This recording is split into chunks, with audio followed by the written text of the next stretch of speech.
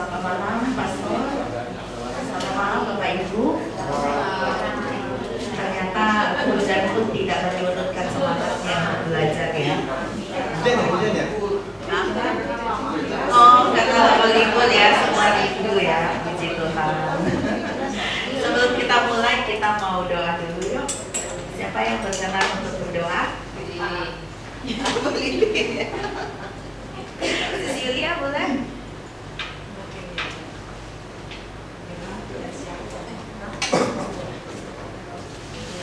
Marilah kita siapkan hati dalam mendengar Tuhan, kita fokuskan kepada Tuhan dalam membaca dan berdoa dan bersama. Allah Bapa yang Maha Kuasa, Allah Pengasih dan Penyayang.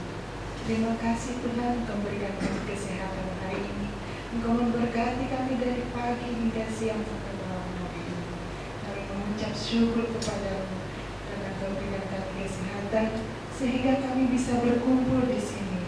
Walaupun hujan, kami tidak mengundurkan hati kami untuk belajar. Dan Yesus, sebentar lagi kami mendengar firman-Mu. Sebentar lagi kami mendengar kabar sukacita dari-Mu.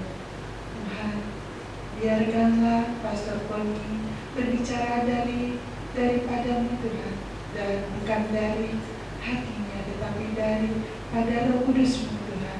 Oleh karena itu Tuhan, bersabdalah kepada kami supaya kami bisa mendengarnya. Siapkan hati kami untuk mendengar Engkau Tuhan. Dan karena itu kami selalu bersyukur dan berterima kasih. Turunkan Roh Kudus-Mu bagi kami. Kembali kepada Bapa dan Putra dan Roh Kudus. Minta berkat dari Pastor. Tuhan bersamamu. Semoga kuasa berkati saudara-saudara sekalian, Bapa, Putra, dan Roh Kudus. Amin. Terima kasih. Biasanya belakang. Kita mulai aja ya. Baik. Ini suaranya kecil ya. Ini keras, ini keras. Mau ganti?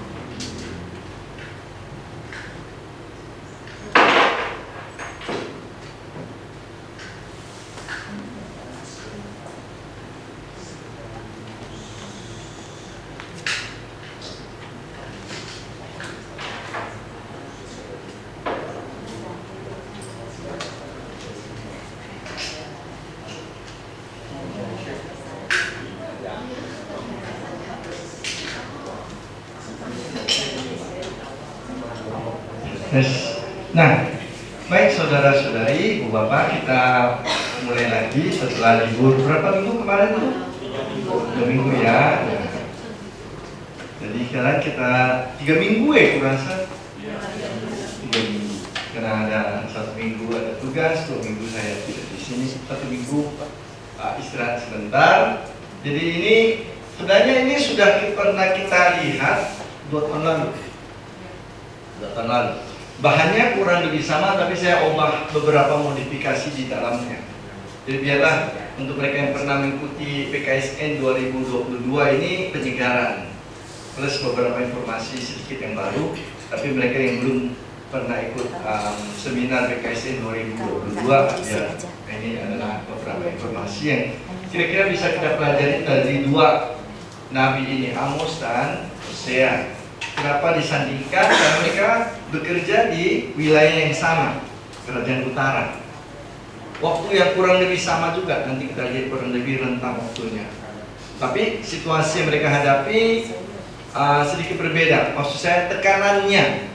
Amos mempunyai tekanan pada hal tertentu, Hosea mempunyai tekanan pada hal tertentu. Walaupun masyarakat yang mereka hadapi itu masyarakat yang sama, yakni rakyat dari kerajaan utara. Abad ke-8 kira-kira tahun 700-an. Itu kira-kira sebelum kerajaan utara itu hancur. Ini, jadi Amos dan Hosea dijadikan satu. Sebenarnya masih ada satu lagi, Mika. Tapi kalau buat 3 terlalu padat, cukuplah 2. Nah, mereka pada zaman yang sama, Amos, Hosea dan Mika. Tapi Mika biarlah kita beri kesempatan lain. Baik, kita malam ini melihat 2 orang ini dulu, Amos dan Hosea. Nah, kita sudah tahu, saya sebentar mengulang kembali bahwa nabi-nabi itu muncul karena situasi yang menentukan.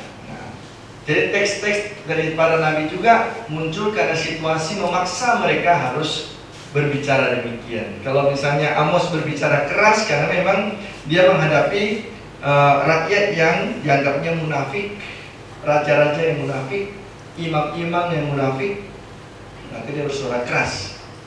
Hosea bersuara lebih lembut karena dia mencoba membujuk. Nah, dia memakai metode yang lain. Jadi ini tergantung kepada bagaimana konteks.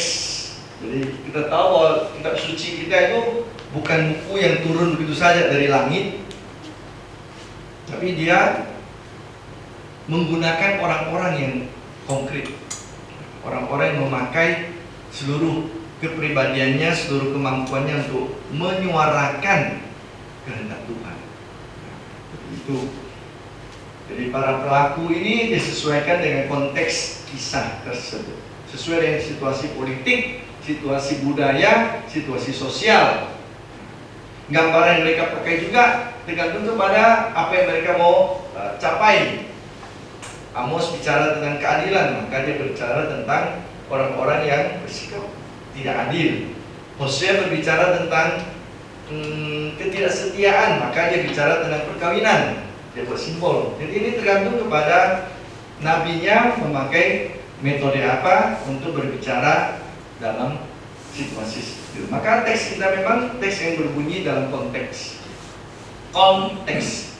yang bersama dengan teks. Kata konteks datang dari kon bersama teks, hal-hal yang di sekitar teks tersebut. Kita tahu dalam teks dokumen gereja berbicara tentang kitab suci di Konstitusi Vatikan kedua nomor 12 dikatakan untuk menemukan maksud para pengarang diperlukan jenis sastra, juga hendak juga dilihat bagaimana keadaan tertentu yang dihidupi oleh para pengarang. Jadi sesuai dengan situasi, zaman dan budaya. Gambaran Allah pun seperti itu. Baik, ini hanya sekedar memberi latar belakang kembali pada konteks kitab para nabi. Dan kita sekarang lihat Nabi Amos, sering disebut Nabi keadilan sosial, karena memang dia berbicara tentang, menyorot tentang hal-hal yang tidak adil dan meminta supaya orang-orang Israel, Raja Israel, para pemuka agama Israel untuk bersikap adil. Nah, siapa Amos? Nama Amos berarti Allah membawa. Amos, Allah membawa. Dia dikenal sebagai seorang petani. Lahir di daerah Tekoa dekat Bethlehem. Kira-kira 7 km dari Bethlehem. Kalau jalan kaki 1 jam sedikit lah. Kalau kita misalnya dari sini kira-kira sampai di mana ya? Nah, sebelum sampai San Lorenzo karena saya sudah pernah mengukur dengan sepeda motor, itu dari San Lorenzo sampai ke Gembalabek itu lumayan jauh, ada hampir 9 km. Jadi kita masih di mulutnya itu, mau STT lah, STT. Jalan kaki itu 1 jam lebih. Dan nanti kita petanya di mana? Sebenarnya dia orang Israel Selatan. Dia di bawah. Tapi dipanggil Allah untuk bekerja ke atas, ke utara. Jadi walaupun dia orang selatan, tapi kemudian dia bekerja ke utara. Kapan dia bekerja?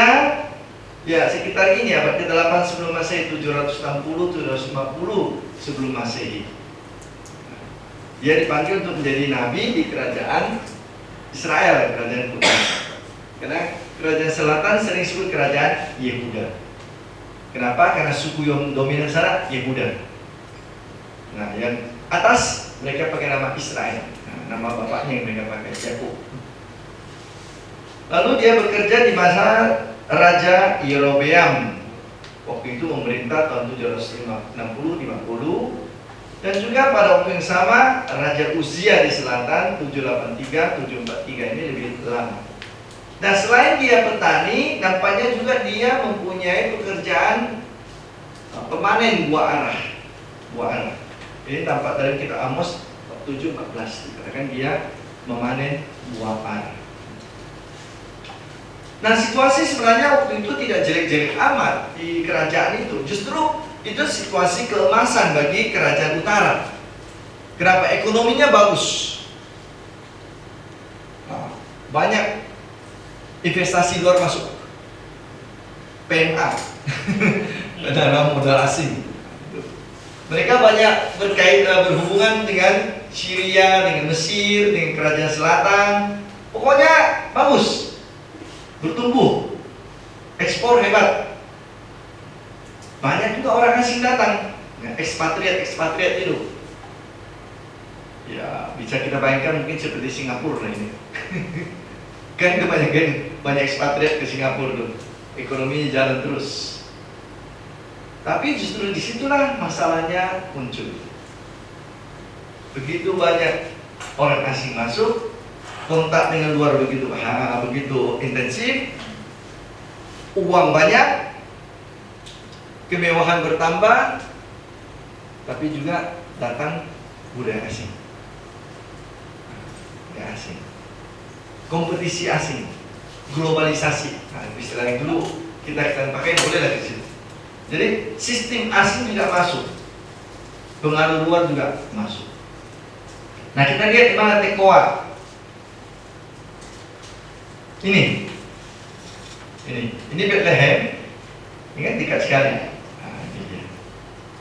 Ini tempat tinggal tempat lahir si Amos. Tapi dia bekerjanya di sini, daerah Samaria, daerah Betel gitu. Sampai nanti diusir oleh raja.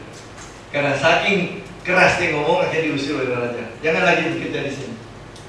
Jadi dari selatan dia naik ke daerah Samaria, daerah Betel. Mana sih Betel ini? Maksudnya ada. Ini Betel. Ibu kota waktu itu, daerah pemerintahan juga sekaligus pusat agama kerajaan utara. Kalau selatan kan di Yerusalem. Sementara mereka di utara, Betel. Ini daerah si Amos. Jadi kemajuan ekonomi ternyata membawa kemerosotan moral, kemerosotan etika. Ya bisa kita lihat sekarang beberapa contoh negara-negara maju ya. Ekonominya tinggi, tapi juga sekularisasinya luar biasa. Allah ditinggalkan. Nilai-nilai agama, nilai iman juga tidak dipedulikan lagi. Nah kalau orang tidak pedulikan moral dan agama lagi, apa yang terjadi? Maka berlakulah hukum rimba. Siapa yang kuat menindas yang lemah. Yang kaya makin kaya, miskin makin miskin. Nah, itu yang terjadi dulu. Tidak ada yang baru di bawah matahari ya. Apa yang terjadi sekarang terjadi dulu, apa yang terjadi dulu juga terjadi sekarang. Niki novum sub soli. Jadi ketidakadilan, korupsi, longgarnya nilai-nilai iman, agama, praktek munafik, hari Minggu saleh di gereja, hari Senin Sabtu jadi iblis di luar gitu. Ya sama, Amos juga begitu mengatakan para pemuka-pemuka agama di sana. Liturginya bagus sekali dibuat, tapi aku muak melihat. Nah, itu istilah Allah dipakai. Aku menjijik melihat persembahanmu itu. Kalau Senin sampai dengan Sabtu atau hari-hari biasa juga hari Sabat, kalian memeras orang, menindas. Kalau hari Sabat, hari Minggu, saleh di gereja, menyumbang banyak, kolekte tinggi, percuma. Aku muak melihat persembahanmu. Aku tidak mau menerimanya lagi. Itu yang dikatakan oleh Amos. Kenapa? Praktek keagamaan yang palsu.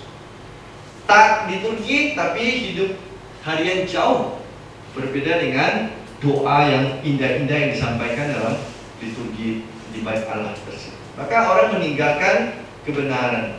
Perbedaan kaya miskin semakin banyak. Dan terutama juga masuk budaya-budaya asing, agama asing. Yang biasalah manusia ini kalau ada yang baru, semua berpenuh-penuh sana. Coba lihat kalau buka restoran baru, kafe baru, mall baru, sama. Manusia ini rupanya dari zaman dulu sampai sekarang sekian ribu tahun sama modelnya, tidak belajar dari pengalaman. Jadi karena itu nilai iman kendor, praktek munafik bertambah, ketidakadilan makin merajalela. Amos panggil oleh Tuhan sebagai nabi untuk menyuarakan suara keadilan, maka disebut keadilan sosial. Jadi Amos berpusat pada soal keadilan itu. Bukan berarti bahwa yang lain tidak perlu, tapi yang melihat itu yang sangat perlu untuk diperbaiki di kalangan orang-orang Israel, raja Israel, pejabat-pejabat negara, pemuka-pemuka agama, semua lapisan lini kehidupan itu sudah kacau. Kalau kita baca buku Amos memang keras. Jadi, tapi dia tidak bisa berkarya terlalu lama. Tadi saya katakan, setelah dia pergi ke Betel, Samaria, Galgal, lalu kemudian dia diusir pergi oleh Raja Amazia supaya jangan pusing dengan bising telinganya mendengar Amos berbicara. Jadi Amos mungkin berbicara sekitar 6, 7, 8 tahun. Tapi itulah pesan yang dia sampaikan di buku kita itu pesan-pesan yang sampai sekarang masih bergema. Karena memang saat itu saya katakan apa yang terjadi dulu masih terjadi dengan sekarang ini. Amos mengecam ketidakadilan, mengecam gaya hidup yang konsumerisme tinggi lah itu kan. Punya tas Hermes Birkin. Tadi saya baca satu link gitu kan. Belum saya buka istilah di kata sini. Sebelum jadi ibu negara, orang ini sangat sederhana. Begitu jadi ibu negara, dia hambur-hamburkan uang negara ratusan M hanya untuk beli tas Hermes, Louis Vuitton, apalagi segala merek itu. Kalian lebih tahu lah itu ya. Ratusan M membeli tas-tas mewah seperti itu. Padahal sebelum jadi ibu negara sangat sederhana, sangat biasa. Itulah konsumerisme tinggi itu, hedonisme, suka menikmati, enjoy life. Ya. Pagi kemarin kami main-main di sini. Sekarang gampang hidup kita. Pagi kita makan sarapan di Pontianak, siang di Singapura, malamnya di Thailand, besoknya sudah di Hong Kong. Lah, dengan pesawat sekarang kan 2-3 jam sudah beres kan itu. Nah itu gaya hedonisme dan konsumerisme yang luar biasa sekarang dan banyak orang mempraktikkannya. Kenapa? Karena punya modal kan. Lumayan kalau dia istilahnya mendapatkan dari uangnya sendiri secara halal, kerja keras, oke lah dia hak dia kan gitu. Yang bahayanya uangnya dicuri dari orang, korupsi, lalu kemudian dia hambur-hamburkan, dia curi lagi, itu yang tidak baik kan. Jadi ini munafik lah antara hidup ikut aktif, ikut kegiatan macam-macam, kelompok doa, devosi ini, sumbangan tinggi. Nah, di belakang dia menginjak kiri kanan. Jadi praktek hidup orang jadi lemah. Jadi ketika Amos mengecam, kalau kita baca kitab Amos, dia dipandang aneh. Dipandang aneh oleh kaum sebangsanya. Kenapa? Kan Nabi biasanya itu memberikan hiburan, gitu ya, memberikan semangat. Tapi dia seperti Yeremia nih, dia meramalkan, menubuatkan kehancuran Israel. Dia menubuatkan keruntuhan bangsa kerajaan utara.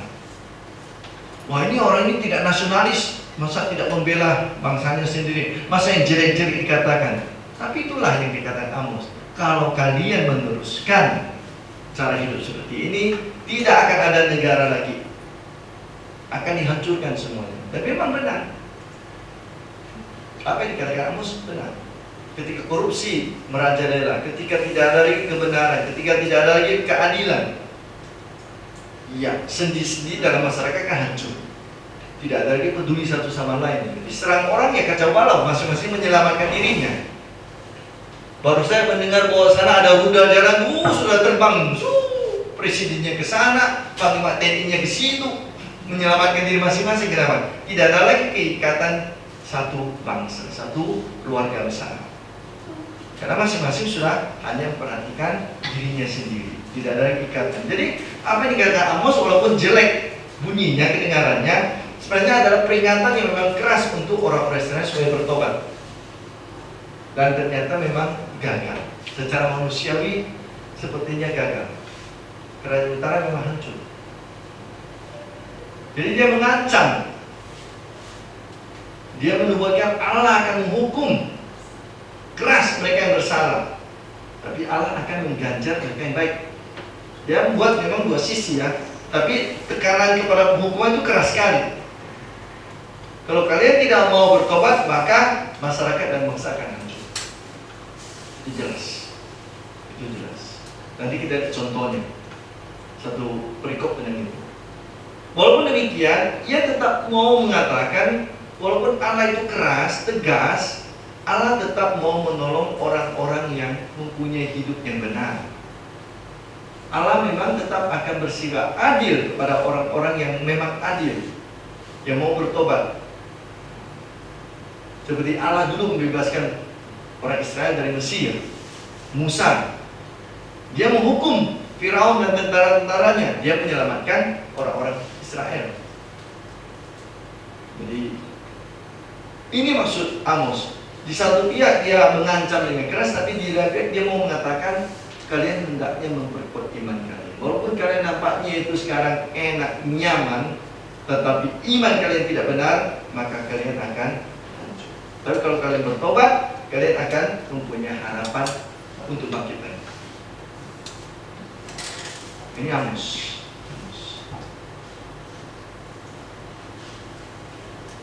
Jadi seruan Amos sebenarnya untuk pertobatan Israel. Bukan masalah menghancurkan orang Israel, tetapi mau membuat mereka bertobat, mau memberikan mereka harapan baru. Walaupun toh akhirnya tidak memuaskan, kerajaan utara hancur juga. Kenapa? Karena kerajaan Israel yang utara tetap meninggalkan Tuhan, tidak percaya pada Tuhan lagi. Mereka menjalin kerjasama militer dengan bangsa-bangsa lain. Mereka mengandalkan kekuatan bangsa lain untuk membela negara mereka. Mereka meninggalkan iman kepada Allah yang telah selama ini bekerja melindungi mereka sejak dari dulu. Sekarang mereka lupakan Tuhan. Kita mengandalkan orang Mesir, kita mengandalkan orang Syria, kita mengandalkan orang sana. Kita buat koalisi. Kalau perlu koalisinya kita ambil semua. Seperti di KJ ya, Kim Plus ya. Tapi keputusan MK hari ini membolak-balikkan semuanya, kacau balau. Menarik juga mengikuti politik ini. Jadi mereka itu berusaha membuat koalisi manusiawi. tidak berkoalisi dengan Allah. Mereka bersekutu dengan manusia-manusia yang justru tidak menerima orang Allah Israel sebagai kekuatan ilahi. Mereka punya dewa-dewinya sendiri. Dan karena itu orang Israel banyak terjebak dalam ini, mengikuti dewa-dewi asing yang dibawa oleh orang-orang asing yang masuk itu, pemerintah asing. Jadi meninggalkan iman, meninggalkan juga kepercayaan mereka akan perlindungan dari Tuhan. Akhirnya ya, ini yang terjadi. Tahun 722 sebelum Masehi, kerajaan utara dihancurkan oleh Asyir. Bantuan dari Mesir gagal, tidak berdaya. Jadi 10 suku di daerah Israel, kalau kita lihat di sini ya, peta ini 2 suku di bawah sini, Yehuda dan Benyamin. 10 suku yang di sini semua itu sebelah sini ke atas. Ini dibawa pergi oleh Assyria, kerajaan Assyria di sini, diserahkan ke berbagai tempat. Maka hilang 10 suku itu. Sebagai suku, sebagai orang-orangnya masih ada, tapi sebagai suku hilang. Yang tinggal di sini sebagian kecil, itulah nanti didatangkan orang-orang asing, mawin di sini, sehingga mereka tidak lagi sungguh-sungguh dianggap orang Yahudi asli. Sudah campur bau darahnya, imannya, walaupun sebagai menganggap dirinya kami masih orang Yahudi loh. Masih ingat cerita Yesus bertemu dengan perempuan Samaria? Kami masih punya Allah, kami menyembah Allah di mana? Di gunung Gerizim. Kalian menyembah Tuhan di Yerusalem, kami di gunung Gerizim. Kami masih punya Taurat Musa. Tapi orang Yahudi yang sebelah sini mengatakan Taurat Musa kalian sudah campur bau, sudah macam-macam masuk unsur-unsur asing. Jadi orang Samaria yang disebutkan oleh kitab suci Perjanjian Baru adalah orang-orang kerajaan utara yang telah kawin-mawin dengan bangsa-bangsa asing ketika kerajaan utara dihancurkan oleh Asyir. Hancur, tidak ada lagi utara, habis. Itulah kenyataan. Amos telah mencoba untuk mengingatkan mereka. Amos mencoba untuk menyadarkan mereka. Amos mencoba untuk mewartakan dengan tegas dan keras. Allah akan bersikap seperti ini kepada orang yang sesat dan jahat. Allah akan memperhatikan orang-orang yang adil dan benar, tetapi mereka memilih yang di sini. Kenyataannya itulah yang terjadi. Jadi bukan Amos yang gagal dalam arti tidak berguna pesannya tetap berguna, hanya menyentuh sebagai kecil orang. Tetap selalu ada yang mau bertobat, tetapi sebagian besar tidak mau mendengarkan cerita atau nubuatan dari Amos. Nah, kita lihat contoh Amos bab 5 ayat 14-17. Coba kita baca pelan-pelan 4 ayat ini sama-sama. Carilah yang baik, jangan yang jahat, supaya kamu hidup. Dengan demikian Tuhan Allah semesta alam akan menyertai kamu.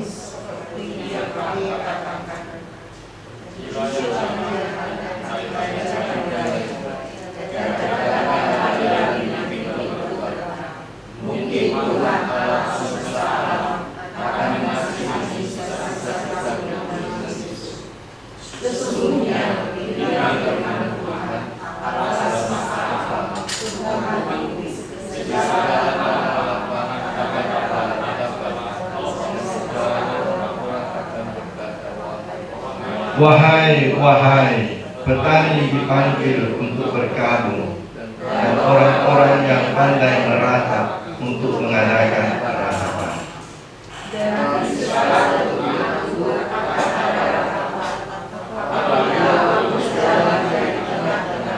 Firman Tuhan. Jadi Amos sudah mengatakan dengan jelas di awal, cari yang baik, jauhi yang jahat, supaya kamu hidup. Ini tujuannya supaya kamu hidup. Ada ketidakadilan, ada korupsi, ada penyelewengan dari iman. Jangan ikuti yang seperti ini. Carilah Tuhan yang baik supaya kamu hidup. Kalau kamu pilih ini, berarti kamu memilih kematian dengan kata lain. Nah, kalau kamu memilih yang baik, Tuhan akan menyertai kamu. Kamu berdoa, Tuhan sertailah kami, Tuhan tolonglah kami. Tetapi kelakuanmu itu justru tidak percaya pada Tuhan. Satu pihak mulutmu berbicara, berdoa supaya Tuhan menolong menyertai, lain pihak kamu membelakangi Tuhan dengan cara hidupmu. Jadi kamu memilih kematian, bukan memilih hidup. Bencilah yang jahat, cintailah yang baik. Jadi sama ini, hanya dibalikkan saja. Sistemnya kan ini ya, ini ke sini, ini ke sini. Ini gaya Kitab Suci sering begitu. A, B, B, A gitu. Jadi carilah yang baik, jangan yang jahat. Bencilah yang jahat, cintailah yang baik. Diulang ayat berikutnya, menekankan kembali itu baik dan jahat, pisahkan dengan jelas, jangan diabu-abu. Tidak tahu kemana, apakah dia memang orang baik atau orang jahat. Dia mengikuti terus arah angin. Wah, ini polisi ini banyak orang nih, kita ke sana. Ini tidak ada temannya, udah kita singkiri. Jadi melihat terus arah angin. Jangan seperti itu, kata Amos. Pilih benar yang baik, jauh yang jahat. Jika ya, katakan ya. Jika tidak, katakan tidak. Lebih dari itu datang dari si jahat. Maka tegakkanlah keadilan di pintu gerbang. Kenapa pintu gerbang? Karena zaman dulu orang-orang kalau mengadakan rapat, pintu gerbang kota jadi tempatnya. Semacam gedung MPR lah, DPR sih. Jadi orang-orang kalau mengadakan rapat berbicara tentang masalah penting dalam satu tempat kota, tempatnya adalah pintu gerbang. Maka Stefanus dibunuh di pintu gerbang, tempat pengadilan, tempat rapat umum. Jadi kalian harus jelas, tegakkan keadilan di pintu gerbang. Jangan malu-malu kucing. Kalau mau jadi saksi yang benar, benar-benar terang benderang bila keluar. Jangan malu-malu kucing, jangan segan. Maka Tuhan semesta alam akan mengasihani sisa-sisa keturunan Yusuf. Dipakai Yusuf ya di sini ya, bukan keturunan Israel. Karena Yusuf kan dikenal sebagai anak yang saleh, anak yang benar-benar beriman. Baik, jadi kalau kita lihat, perhatikan dengan baik ini, mencari yang baik, mengusahakan sifat yang sejalan dengan iman kepada Tuhan. Kalau Tuhan baik, maka kita mencari yang baik. Berarti kita mencari Tuhan. Yesus ini mengatakan, mengapa kamu sebut aku baik? Yang bacaan kemarin ya, hanya satu yang baik, yakni Tuhan. Kalau Yesus mengatakan juga begitu. Doanya bagus sekali. Engkaulah yang baik, satu-satunya yang baik, kebaikan tertinggi. Jadi mengembalikan kebaikan kepada Tuhan. Maka orang yang mencari yang baik akan membawa akibat baik. Kalau saya mencari yang baik, maka saya mengusahakan yang baik. Nah, ini sama dengan doa loh. Mengapa doa itu punya daya? Ketika kita berdoa, Tuhan, semoga Engkau menurunkan benih kejujuran di tanah air kami. Maka doa itu membuat kita sendiri harus berlaku jujur. Tuhan, semoga semakin banyak orang mengusahakan perdamaian sehingga dunia ini menjadi semakin damai. Kita juga diajak untuk hidup damai. Itu doa. Jadi doa itu punya daya untuk mengubah diri. Bukan memberikan Tuhan seluruh kerjanya, ini urusanmu Tuhan ya, saya sudah doakan ya. Nah, sekarang saya tunggu. Enggak. Doa itu membuat kita sendiri harus mengerjakan apa yang kita doakan. Jadi ini sama. Kalau kita mencari yang baik, maka kita juga mencoba merancang yang baik, melakukan yang baik. Kebaikan bukan ide, kebaikan adalah komitmen, sikap berubah. Menjauhi yang jahat. Jadi kalau kita mencari yang baik, maka otomatis sudah menjauhi yang jahat. Sama dengan kita menghidupkan lampu, maka otomatis gelap hilang, kan itu. Itu dua hal yang tak bisa disatukan, terang dan gelap, baik dan jahat. Kalau kita memadamkan lampu, berarti kita mengundang kegelapan. Nah, kalau kita mencari yang baik, otomatis kita menjauhi yang jahat. Jadi jahat artinya tidak ada kebaikan. Ya, jahat itu sama dengan tidak ada kebaikan. Lawan itu. Ada orang kecelakaan di pinggir jalan atau jatuh ke sungai. Saya tidak berbuat jahat loh, saya tidak mendorong dia, tapi saya biarkan dia tenggelam di sungai. Itu saya berbuat jahat. Jadi kejahatan itu ketiadaan kebaikan.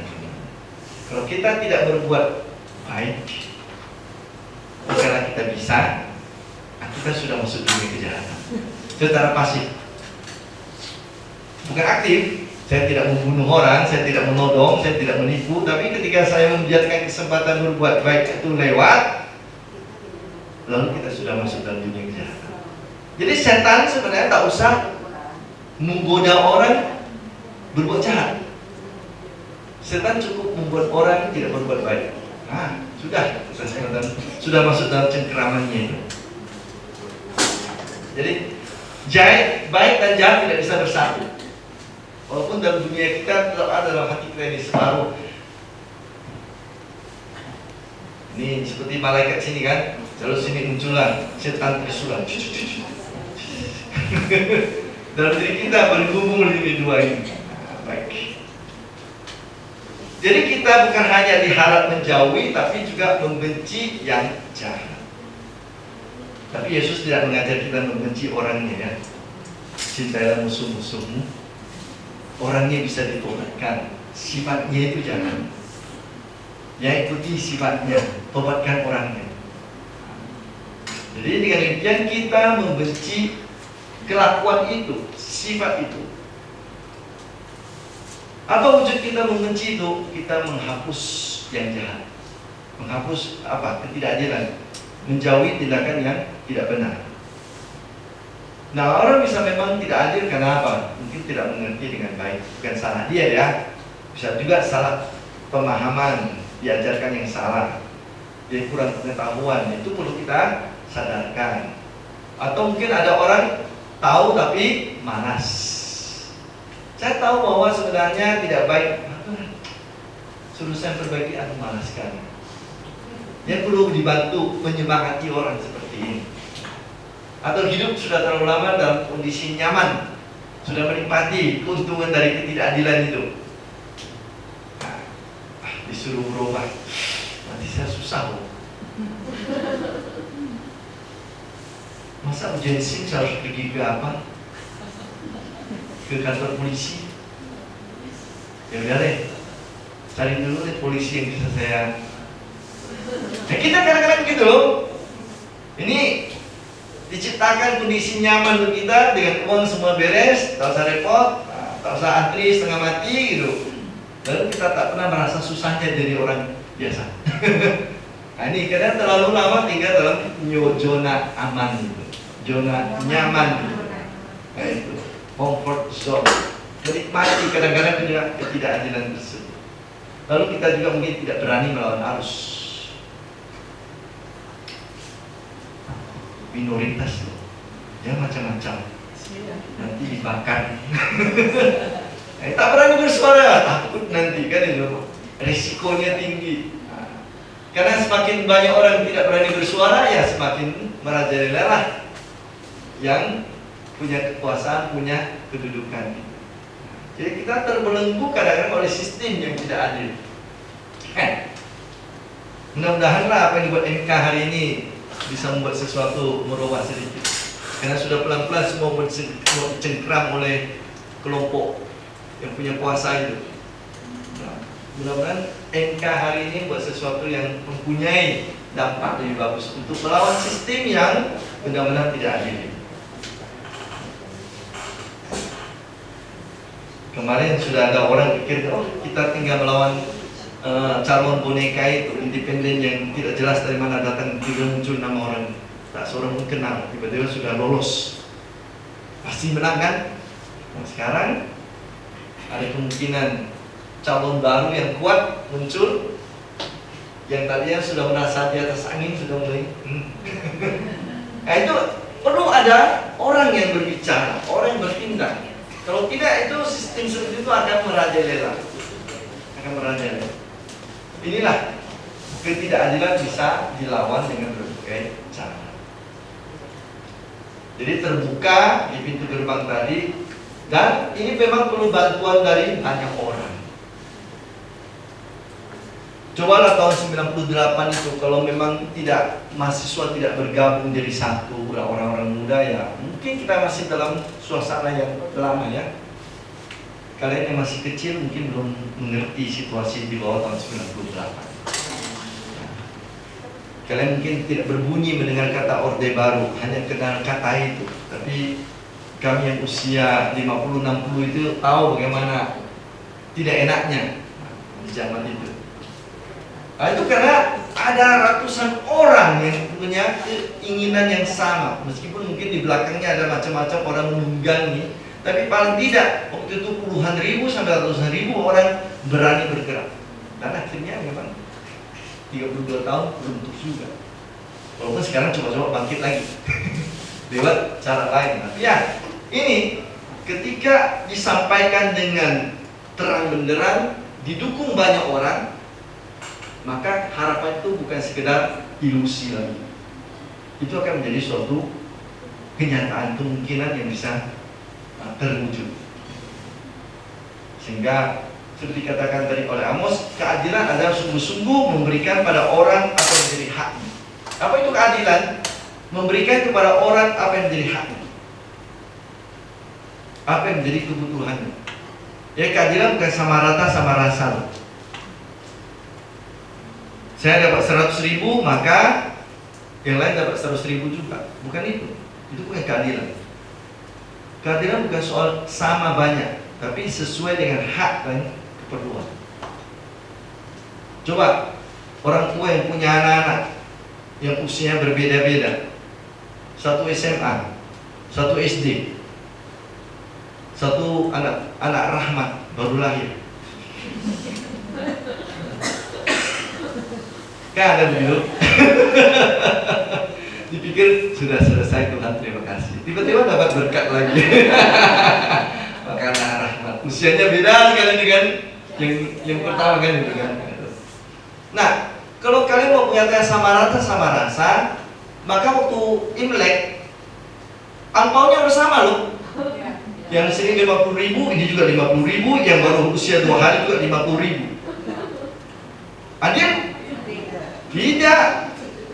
Yang 20.000 itu tidak perlu uang. Tidak bisa diapa-apain buat dia.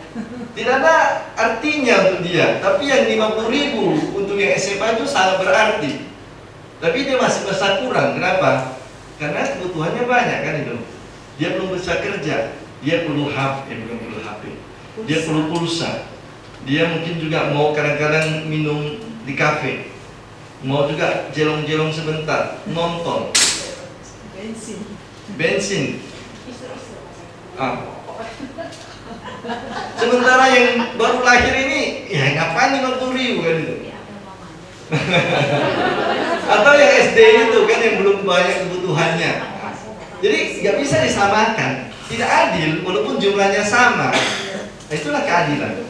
Jadi jangan menyamakan keadilan dengan sama rata sama rasa, tapi lihatlah sesuai dengan hak dan keperluan masing-masing.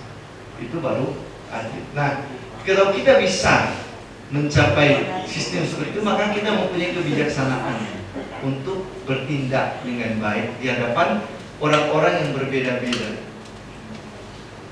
yang keperluannya berbeda-beda, yang haknya juga mempunyai situasi yang berbeda-beda. Baik, jadi apa yang kita bisa pelajari dari Amos? Yang pertama ialah supaya hidup damai, supaya hidup tentram, tidak gelisah, tidak rusuh, diperlukan damai, adil. Syarat kita untuk mencapai hidup damai dengan diri kita sendiri, dengan orang lain, dengan Tuhan adalah bersikap adil dalam hidup kita. Kalau tidak ada keadilan, jangan harap ada kedamaian. Kembali pada rumah tangga. Kalau kita punya anak emas, anak perak, anak perunggu, anak kaleng-kaleng di rumah kita, tiap hari pasti perang di dunia. Karena yang lain satu yang lain cemburu kan itu. Kakak dapat terus yang baru, aku terus terima bekas katanya kan. Ya kan pakainya cocok untuk kamu. Iya tapi Imlek masih pakai bekas juga. Nah itu. Buku saya selalu buku yang sudah dicoreti, tak pernah ada buku yang bagus. Sandal saya solnya sudah setengah habis. Nah itu. Protes terus kan itu. Kenapa? Ada yang tidak merasa diperlakukan tidak adil. Jadi untuk menciptakan kedamaian, munculkanlah dulu keadilan. Dan untuk bersikap adil perlu kasih. Orang yang mampu mengasihi, dia mempunyai dasar untuk bersikap adil pada orang. Dan dari mana kasih itu datang? Dari Tuhan. Jadi ini unsur yang melekat. Damai, adil, kasih Tuhan. Tak bisa dipisahkan. Tak bisa dipisahkan. Sebaliknya, kalau orang bersikap tidak adil, maka itu akan mendatangkan perselisihan, konflik, bahkan juga perang. Bertentangan dengan semangat solidaritas persaudaraan kita. Supaya kita bisa mengurangi ketidakadilan, maka kita berusaha menciptakan rasa solider, senasib, sepenanggungan. Kalau orang bisa solider, maka dia bisa menghargai sesamanya. Saya dengan dia sama-sama diciptakan Tuhan. Saya dengan dia sama-sama datang dari pencipta yang sama.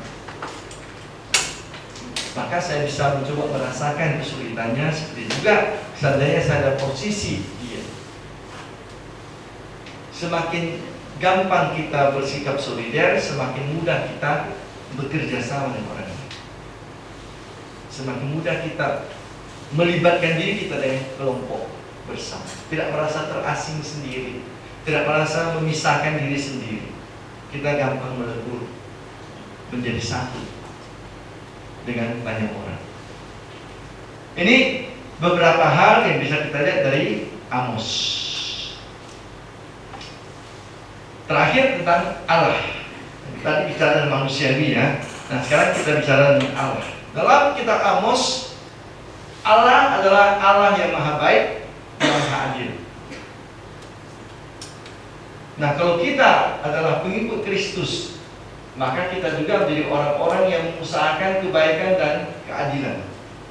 Karena kita datang dari pencipta yang mempunyai kodrat, mempunyai tangan yang baik dan adil itu. Maka kita juga mencoba untuk menciptakan kebaikan, kasih dan keadilan tersebut. Dengan demikian, apa yang ditakuti oleh Amos, apa yang dinubuatkan oleh Amos, mudah-mudahan tidak terjadi di hidup kita itu. Ini kesimpulan dari pesan Amos untuk kita. Baik, nah sekarang kita lihat Hosea. Nah kalau tadi Amos bicara banyak tentang kekerasan, tentang ancaman, kita bicara sekarang tentang nabi yang lain, lebih lembut si Hosea, nabi kesetiaan dan kasih. Nabi kesetiaan dan kasih. Hosea artinya Tuhan adalah keselamatan. Arti dari kata Hosea, Tuhan adalah keselamatan. Hidup sejaman dengan Amos, tapi dia lahir di utara.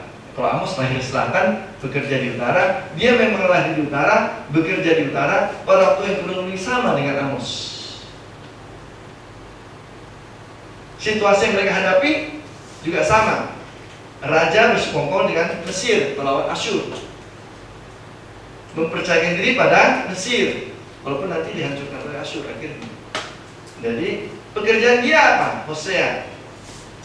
Ada beberapa pendapat karena dalam kitab suci tidak begitu jelas. Kalau Amos mengatakan yang jelas, dia adalah petani, dia adalah pemetik buah anggur, buah ara. Dalam kitab suci Perjanjian Lama, Hosea ada yang melihatnya sebagai umat biasa, awam. Ada yang melihat dia keturunan imam, dia menjadi nabi, tapi mungkin juga ada kaitan dengan pegawai istana. Jadi ini ada beberapa perdebatan tentang profesi pertama Hosea sebelum dipanggil oleh Allah sebagai nabi. Tapi yang jelas dia diutus dengan suatu peran yang menarik. Hosea diminta untuk mengawini seorang perempuan Sunda,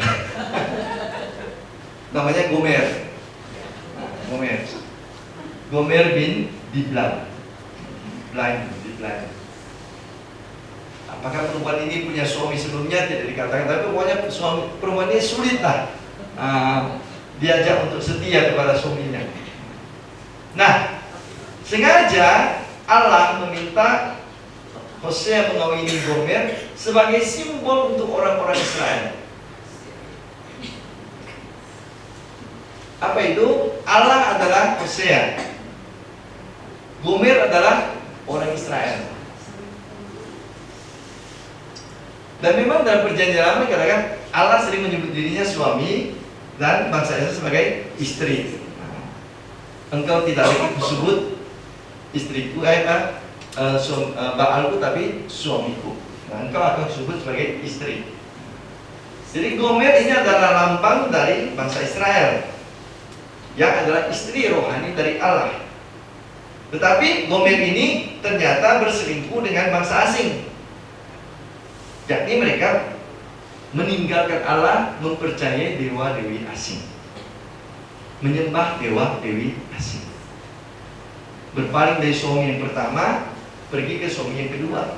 Tidak puas ketiga. Seperti Yesus dengan perempuan Samaria itu, panggil suamimu itu. Saya, ya aku tahu kok. Kamu sudah 5 kali bersuami dan sekarang yang ke-6 bukan suamimu juga. Itu Yesus dengan Samaria kan. Nah itu dia dikatakan begini. Jadi si Gomer ini sering berselingkuh. Artinya dia memang meninggalkan kepercayaan kepada Tuhan Israel, Allah Israel, kepada tanda petik Yahweh, melupakan Allah suaminya dan pergi kepada bangsa asing. Siapa bangsa asing ini? Mesir. Dewa-dewa Mesir, Ra, Baal, apapun sebutan mereka, pokoknya bukan Allah. Dan karena itulah anak yang lahir itu diberi nama yang unik-unik sesuai dengan tanda petik sikap orang Israel terhadap Allah. Yang pertama, Israel namanya. Allah menabur. Menabur apa? Nanti kita lihat. Anak kedua namanya Lo, Ruhama. Lo artinya jangan atau tidak. Ruhama artinya dikasihi. Jadi anak kedua namanya Lo Ruhama, tidak dikasihi. Tidak dikasihi Allah lagi. Lalu kemudian anak yang terakhir namanya Lo Ami. Lo itu tidak atau jangan, Ami itu adalah bangsaku. I itu akhiran dari Mai. Jadi bangsaku. Siapa yang namanya Ami ini?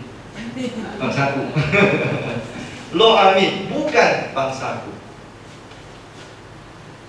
Nah, kalau digabung ketiga nama anak ini akan menjadi inilah artinya.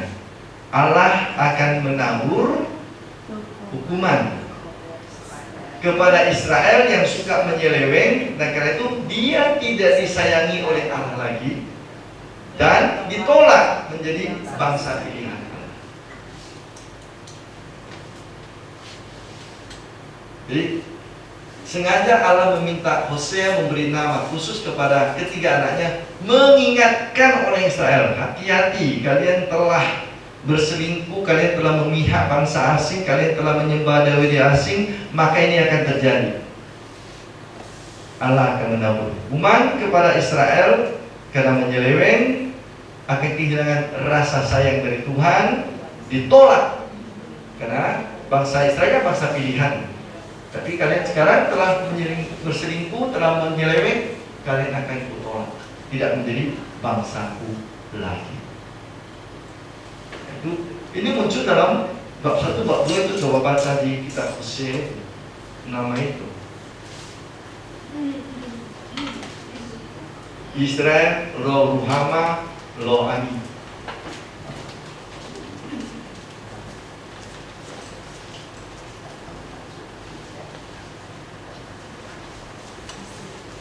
Baik, silakan. Kehujanan tadi ya? Kehujanan.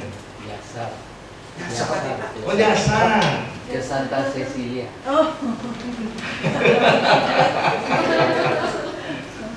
Gembala baik di Sisilia. Ini yang susah ini. Cecilia bukan gembala baik. Orang pikir Sisilia itu gembala baik karena nama sekolah gembala itu besar-besar situ. Sementara papan Santo Sisilia itu kecil, tertutup lagi pohon-pohon di bawah lagi. Sudah pernah saya dulu berjanji dengan satu pasang, ayo, saya bilang jam sekian, hari sekian ya, saya tunggu di Gembala Baik. Ya, tahu tempatnya? Tahu, Pastor? Tahu. Sudah 50 menit, kok belum datang-datang. Saya turun di bawah, akhirnya WA dengan dia. Di mana kalian? Loh, kami sudah menunggu dari sini, Pastor, sudah setengah jam yang lalu. Saya sudah 20 menit menunggu kalian, nggak muncul-muncul. Kalian di mana? Bukan di Ahmad Yani itu. Alamak. Kalian nggak lihat papan namanya itu? Iya, lihat papan nama itu, Gembala Baik. Itu nama sekolah, saya bilang. Jangan masuk dari sekolah, masuk dari pintu gereja. Itu Sisilia, saya bilang. Oh, sampai Sisilia. Dan kadang-kadang terpaksa pakai kelas Senghi supaya orang kenal. Karena sebenarnya ada satu Gembala Baik kan, tidak ada dua. Gembala Baik Senghi. Tapi mana Gembala Baik yang lain? Sekolah mereka. Karena itu papan nama Sisilia itu kecil dan di bawah tertutup pohon-pohon juga. Nah, itu. Jadi akhirnya orang pikir tuh si Gembala Baik versi kedua, versi pertama ini. Baik, kita kembali ke sini. Jadi dengan memberi nama yang unik kepada ketiga anak hasil dari pernikahan mereka ini, jelaslah Hosea mempunyai maksud tertentu, mengingatkan, tetapi bukan dengan cara yang sangat keras, berbeda dengan Amos.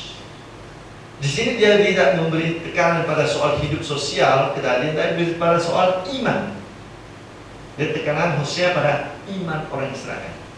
Walaupun nanti itu berpengaruh pada hidup sehari-hari juga mereka, tetapi yang menyorot langsung ke akar persoalan orang Israel, ketidaksetiaan mereka kepada Tuhan Israel. Walaupun demikian, Hosea itu tidak mau membuat orang Israel itu menjadi patah hati. Ia tetap memberikan pada mereka pengharapan. Allah adalah suami yang selalu bersedia menerima istri walaupun istrinya itu sudah berkhianat.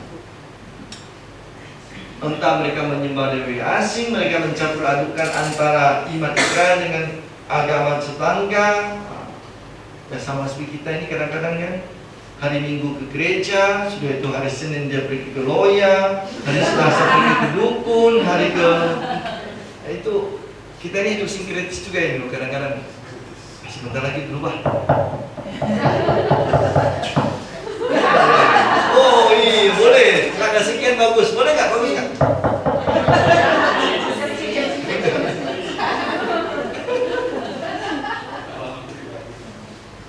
Ini orang Asia ini cenderung sinkretis loh. Orang Asia cenderung sinkretis, mencampur adukan banyak hal. Maka di Tiongkok itu ada tiga agama juga. Jadi satu. Agama Tao, Taoisme, Konfusianisme. Terus satu lagi bukan Kristen. Saya lupa. Tradisi ada tiga tradisi di agama tua di Tiongkok. Itu sering mereka gabungin.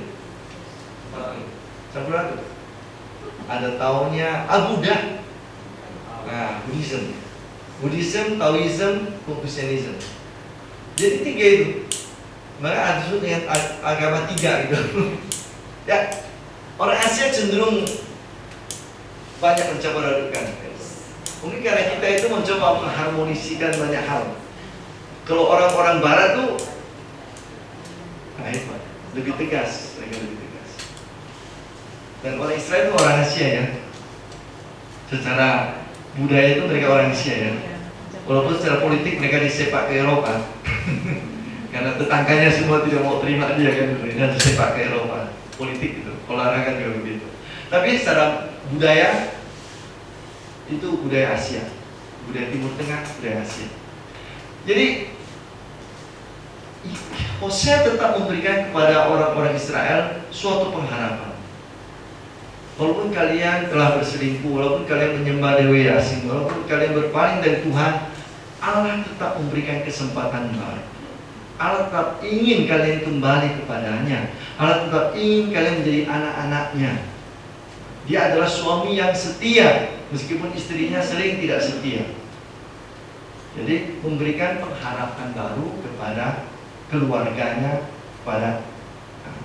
Nah, cerita Hosea juga dia cukup panjang, tahun 750 mungkin sampai dengan 720, ya 20, tidak sampai 720, 730 mungkin sekitar 20 tahun dia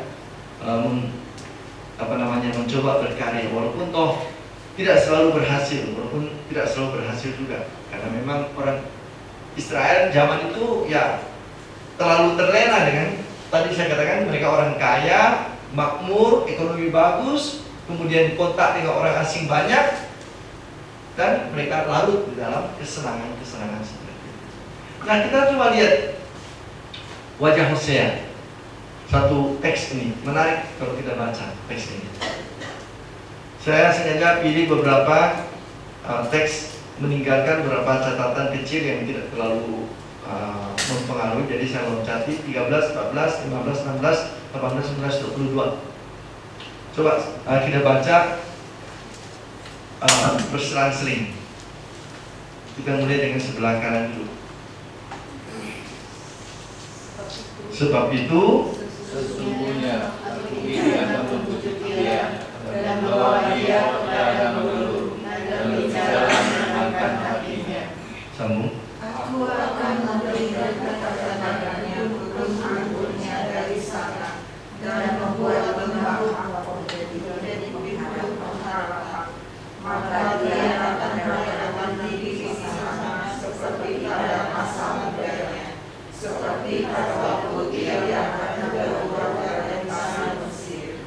Maka pada waktu itu demikianlah firman Tuhan, engkau akan memanggil aku suamiku dan tidak lagi memanggil aku Baalmu. Lalu aku menjauhkan nama dari mulutmu, maka nama mereka tidak lagi disebut. Aku akan menjaga perjanjian istriku untuk selama-lamanya, dan aku akan menjadikan engkau istriku dalam keadilan dan kebenaran, dalam kasih setia dan kasih sayang. Aku akan menjadikan engkau istriku dalam kesetiaan, sehingga engkau akan mengenal. Aku akan melakukan dia bagiku di bumi, dan akan menyayangi rumahmu. Dan aku berkata kepada Rohani, umatku, engkau dan dia akan berkata, Allahku. Kalimat terakhir menarik sekali. Baik, kita mulai dari kalimat pertama. Kita bahas pelan-pelan. Sesuai itu sesungguhnya aku ini akan membujuk dia dan bawa dia ke padang gurun dan berbicara menenangkan hatinya. Ini adalah ungkapan Allah yang ditujukan kepada siapa dia ini? Orang Israel. Jadi Allah seperti bicara dengan Hosea, sesungguhnya aku akan memujuk dia, ini orang Israel ini, istriku itu, dan bawa dia ke padang gurun dan berbicara menenangkan hatinya. Mengapa bawa orang Israel ke padang gurun? Karena padang gurun kan tempat yang kering kan itu, tidak ada air, panas. Itu satu sisi dari padang gurun, alam. Tapi dalam teologi orang Israel, padang gurun adalah tempat di mana mereka merasakan sungguh-sungguh perlindungan Tuhan. Coba bayangkan Musa membawa orang berkelana 40 tahun di padang gurun. Logikanya nggak masuk di akal. Saya dulu sudah pernah mengatakan berapa jumlah orang yang dibawa Musa ke padang gurun? 400.000 laki-laki. Belum terhitung suami istrinya, belum terhitung anaknya, mertuanya, orang tuanya, dan bangsa-bangsa asing yang keluar dari Mesir bersama dengan Musa dan rombongan Israel. Ya kalau dihitung semua itu berapa orang nanti? Jutaan kan? 40 tahun. Beri makan.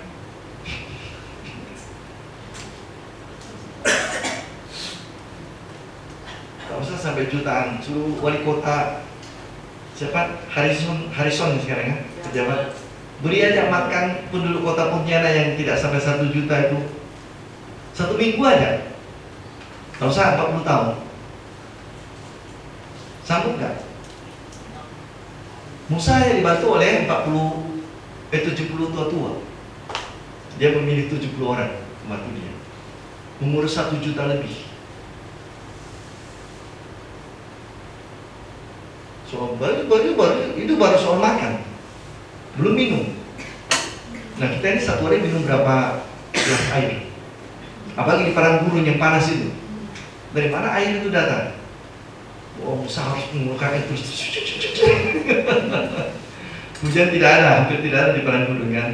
Sangat-sangat jarang. Kalaupun ada sangat-sangat jarang. Oke, makan, minum. Lebih parah lagi.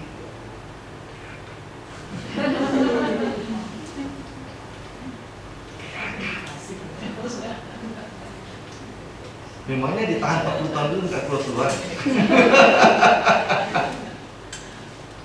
Pakaian, tempat tinggal, mau berapa hektar untuk pasang tenda ini. Nah, Allah memelihara orang Israel 40 tahun di padang gurun. Allah melindungi mereka dari gigitan ular. Cerita ular berbisa itu. Lalu kemudian melihat Nehustan. Tahu Nehustan? Itu patung ular di atas. Itu yang menjadi lambang sekarang apa? Apotek, dunia medis. Itu yang dari kitab suci loh. Simbol itu ular yang di atas giang itu. Apotek sekarang begitu. Nehustan namanya, Nehustan. Jadi padang gurun bukan hanya soal panas, bukan hanya soal kering, soal tidak ada hujan. Padang gurun adalah bagi orang Israel adalah tempat di mana Allah sungguh-sungguh menaungi, melindungi, memimpin, menjaga mereka 40 tahun. Sehingga mereka tidak kekurangan makanan, minuman, pakaian, tidak sulit mencari tempat BAK, BAB, tempat tinggal. Jadi aku akan bawa dia ke padang gurun, berarti aku akan membawa dia ke masa di mana sungguh-sungguh aku dan dia itu hidup dalam kasih. Di padang gurunlah Allah mengangkat orang Israel menjadi bangsa terpilih ya di Gunung Sinai. Pak Tadius udah lihat Gunung Sinai kan? Udah naik ke atas.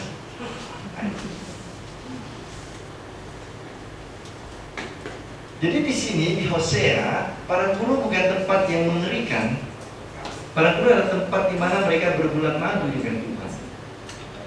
40 tahun berbulan madu dengan Tuhan. Karena itulah Allah mengatakan, aku akan memujuk dia dan membawa kamu ke tempatku di mana kita dulu berkasih-kasihan, di mana kita dulu hidup dalam cinta kasih, dalam kesatuan. Mari kita bernostalgia dulu. Suami istri ini sudah perang dunia terus nih. Sudah datang kepada pastor. Jadi kalian ini sudah kehilangan memori indah. Cobalah kalian pergi jelong-jelong di tempat di mana kalian pertama kali bertemu. Bagikan kembali kerinduan kalian di situ, memori masa lalu itu, supaya pada saat itulah kalian bisa mengurangi kembali perselisihan kalian tersebut. Kira-kira begitu Tuhan tuh.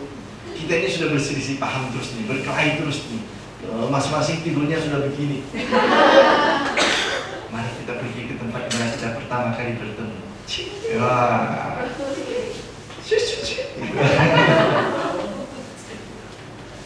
Dan berbicara menenangkan hatinya. Ini kalimat yang sangat halus.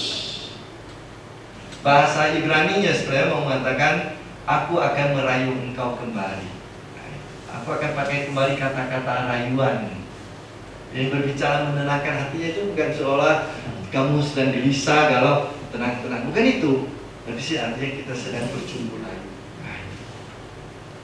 Jadi orang lain tak usah dengar ya. Manisku sayang, bermata hatiku.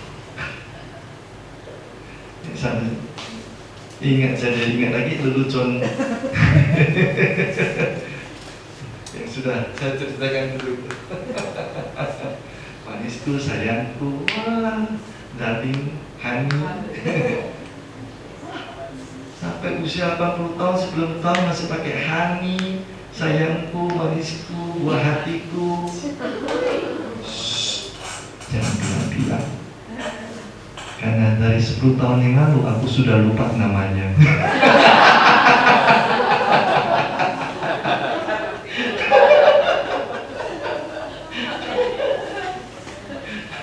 Sudah pikun nih. Baik, kita kembali ke sini.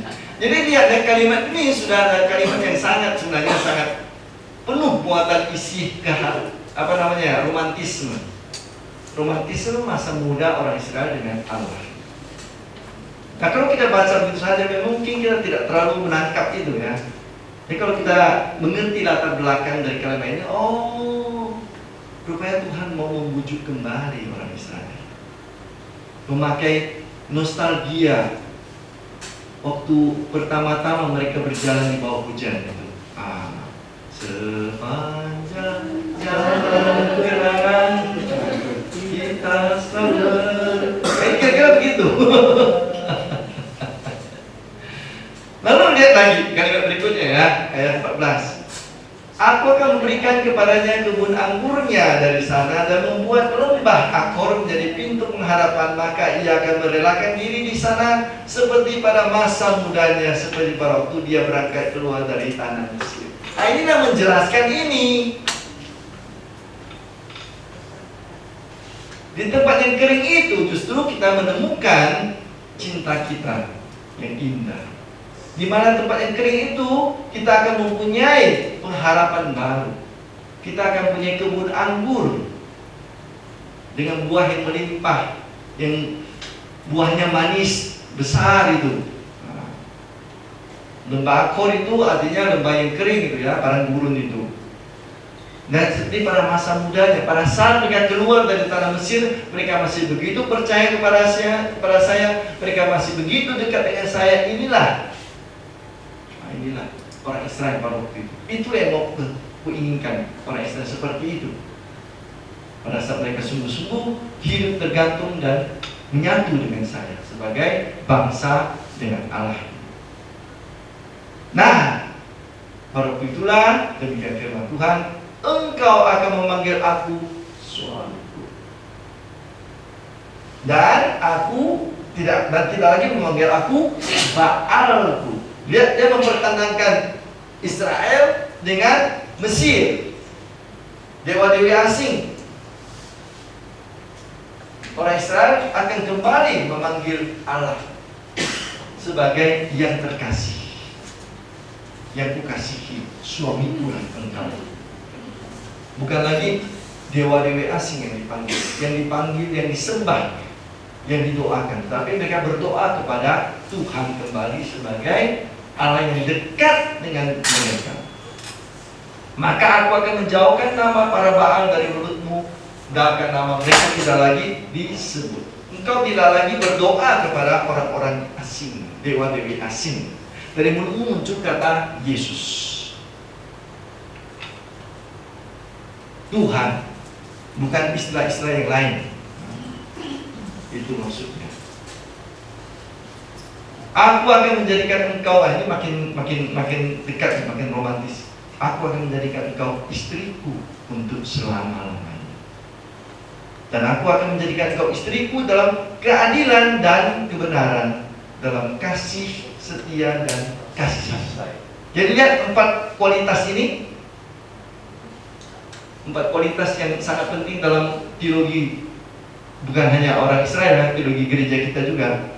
Aku akan menjadikan engkau istriku dalam keadilan, kebenaran, kasih setia, kasih sayang. Ini cinta kasih, ini kesetiaan maksudnya. Jadi kesetiaan ditekankan, sini cinta kasih ditekankan, sini keadilan dan kebenaran. 4 unsur yang sangat penting dalam hubungan kita dengan Allah. Kita menyembah Allah dalam keadilan dan kebenaran. Bahasa Yesus dalam Injil Yohanes sering pakai ini, dalam kasih setia dan kasih sayang. Jadi bukan hanya istri seperti istri-istri lain biasa saja, tapi istri yang punya kualitas, punya benar-benar nilai-nilai yang luhur. Aku akan menjadikan engkau istriku dalam kesetiaan sehingga engkau akan mengenal Tuhan. Nah, kata mengenal ini punya banyak arti. Mengenal dalam arti saya kenal siapa orang tuanya, saya kenal namanya, saya tahu sejarah hidupnya, saya kenal bagaimana kelakuannya, sifat-sifatnya. Itu kata mengenal dalam arti pengetahuan.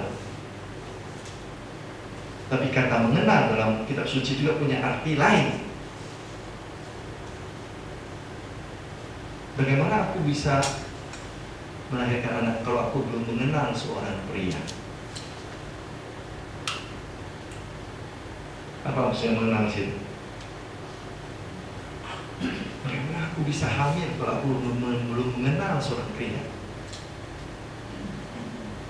Mengenal itu berarti berhubungan intim, artinya menyatu secara jiwa dan raga. Jadi mengenal sini itu seluruh isi kata kenal itu ada. Karena Allah adalah suami dari orang Israel. Jadi saya istri, engkau suamiku, kita saling mengenal. Tentu secara rohani maksudnya. Jadi aku akan menjadikan engkau istriku dalam kesetiaan sehingga engkau akan mengenal aku. Nggak hanya kenal siapa Allah, tapi sungguh-sungguh hidup menyatu, percaya dalam kasih, menyerahkan diri sepenuhnya kepada Allah. Nah, ini kita lihat begitu, sebenarnya begitu intim. Kitab Hosea itu berbicara tentang hubungan manusia dengan Tuhan, bangsa Israel dengan Allah Israel, istri dan suami.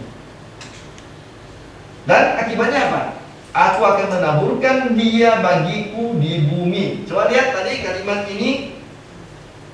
Lihat, Allah akan menabur hukuman kepada Israel yang suka menyeleweng karena tidak disayang lagi dan tidak dijadikan bangsa ikan. Israel, lo ruhama, lo ami. Lihat sekarang artinya lain sama sekali. Artinya sama sekali lain. Aku akan menaburkan dia bagiku di bumi. Artinya dia akan besarkan. Aku akan membuat dia berlipat ganda. Menaburkan artinya kan ini. Artinya kita menyebarkan gitu.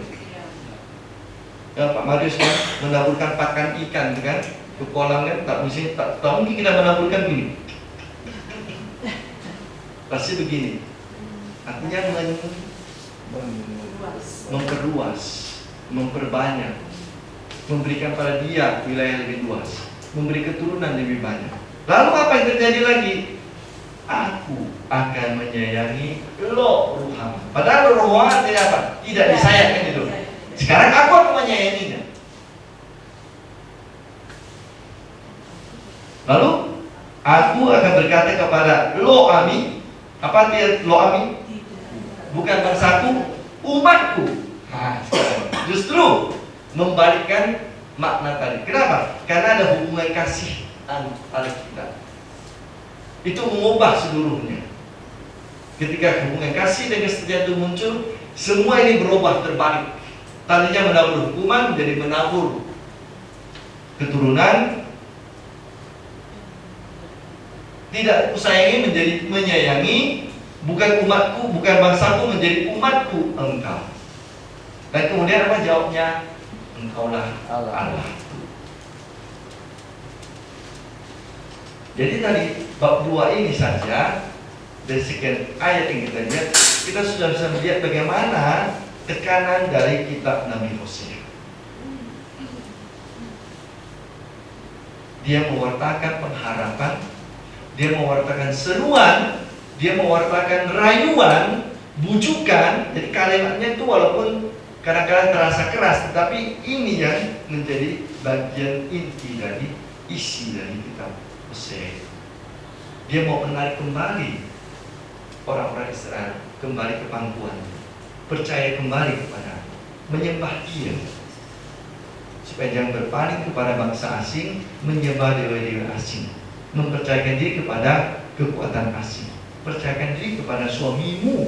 Ini loh, aku loh suamimu, aku akan setia padamu dalam untung dan kemarah, sehat dan sakit, seumur hidupku, until death parts, kata orang Inggris.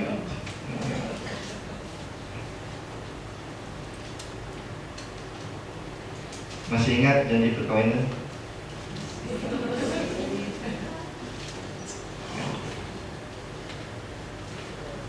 Jadi saya kalau bahas ini selalu menarik, selalu senang saya membaca teks ini walaupun saya tidak kawin.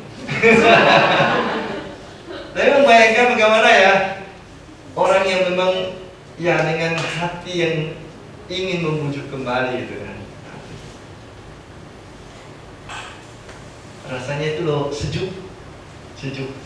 Bukan di sini Allah yang balas dendam, Allah yang pemarah, Allah yang penghukum. Nah, jadi kita menemukan sungguh-sungguh Allah yang mau mengerti, Allah yang mau membuka selalu pintu, Allah yang selalu menanti seperti kata Yesus di pintu gerbang, di pintu rumah anaknya yang pulang.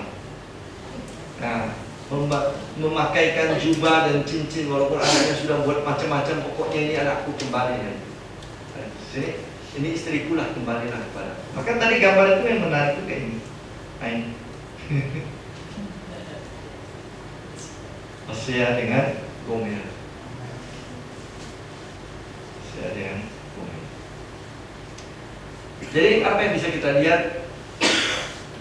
Pertama-tama siapa Allah? Allah adalah kasih yang setia tanpa batas. Tidak ada syarat untuk Allah. Aku akan menjadi suamimu asalkan, tidak ada kata asal di situ. Aku akan menjadi suamimu jika, tidak ada kata jika di situ. Dia tetap memberikan seluruh kemungkinan untuk kembali. Apapun yang kamu buat sebelumnya, untukku itu tidak terpenting. Yang penting kamu datang kembali kepada. Dan di satu pihak harus kita sadari, akui bahwa orang Israel sering sekali, kan orang Israel ya, manusia secara umum, kita juga mungkin sering sekali tidak menghargai kesetiaan Allah tersebut. Bahkan Allah maha baik. Udahlah, saya buat yang lain. Nanti kalau sudah tua balik kembali kepada Tuhan. Sempat kalau masih sempat balik. Kalau tiba-tiba sudah di tengah jalan geng Jadi kita sering tidak menghargai kasih setia Tuhan atau menyepelekannya. Dan Allah selalu bersedia menemani umatnya dalam seluruh jatuh bangunnya. Tapi dia mengharap supaya umatnya belajar dari kesalahannya, belajar dari pengalamannya. Jadi kesadaran umat untuk mengingat kebaikan Tuhan akan membantu mereka menyadari kesalahan, menyesali, bertobat kembali kepada Tuhan. Dan kepada mereka yang bertobat kembali, Allah pasti, itu bukan kata mungkin lagi ya, pasti, kepastian yang melebihi kepastian manusiawi. Allah pasti akan memberikan pemulihan dengan kondisi yang tidak kalah. Maka tadi dikatakan, aku membawa engkau kembali kepada gurun, aku begini-begini loh. Kita dulu begini, kita kembalikan dulu. Kalau bisa lebih baik lagi. Bisa lebih baik lagi. Pokoknya jangan takut. Walaupun kamu sudah salah begitu besar, kita akan usahakan membangun kembali yang seperti dulu. Kalau bisa lebih baik lagi. Mungkin yang lebih indah selalu ada di depan kita. Ini saya selalu ingat kalimat seorang pastor ya, dulu ketika dia mengajar. Yang lebih indah masih ada di depan kita. Itulah pengharapan. Yang lebih indah masih ada di depan kita. Jadi Allah akan memberikan pemulihan yang tidak kalah dengan kondisi semula, bahkan kalau mungkin lebih baik daripada sebelumnya. Bahkan lebih baik daripada sebelumnya.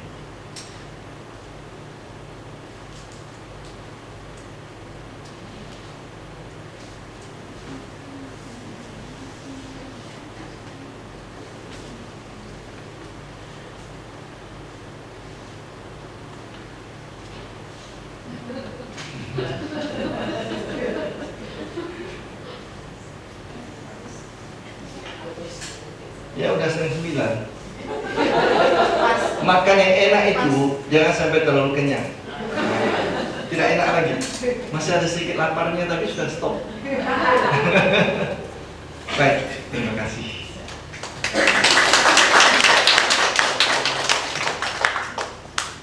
Baik, terima kasih Pastor. Apakah ada pertanyaan?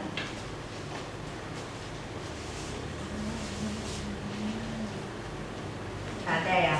Ada pulang awal?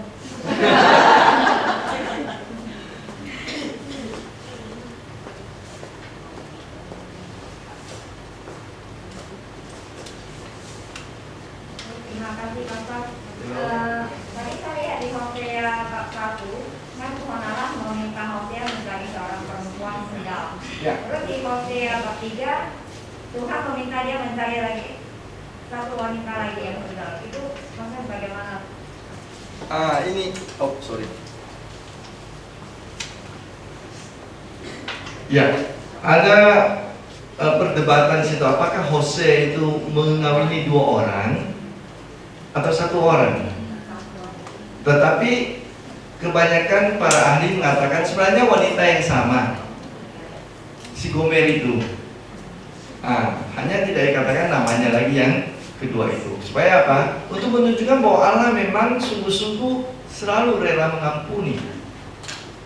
mengampuni sekalipun berkali-kali orang itu bersalah, berkali-kali orang itu meninggalkan Tuhan. Tuhan selalu memberikan kesempatan kepada manusia yang bersalah terus-menerus kembali kepada Dia. Soalnya di Hosea bab 3 kan Allah mengatakan bahwa dia membeli wanita itu dengan seharga berapa, tapi tidak menyentuh dia. Juga meminta perempuan itu tidak maksudnya itu bersama dengan laki-laki lain. Jadi, Itu simbolisasi saja. Dengan kata lain bahwa dia mengawini, katakanlah si Gomer itu, supaya tetaplah Gomer itu usahakan, sekarang berusaha ya, kan tidak menyentuh dia kan itu. Supaya sungguh-sungguh si wanita itu tetap berusaha untuk memperbaiki dirinya kembali. Itu simbol, bukan kenyataan bahwa itu dia mengawini, tapi itu sebagai simbol saja. Baik. Ada lagi?